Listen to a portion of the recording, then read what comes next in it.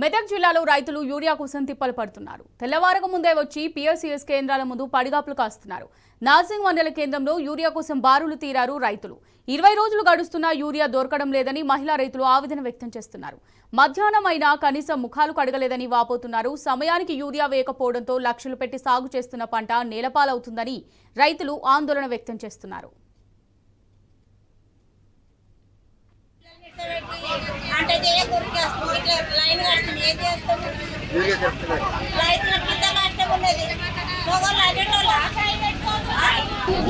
దగ్గర మందులు లేక మొత్తం చేనులన్నీ మొత్తం ఎరవడిపోయినాయి. మా బతికేస్తే చెప్పు మరి దాంతోనే బతికాయ మరి 20 రోజులు అవుతుంది.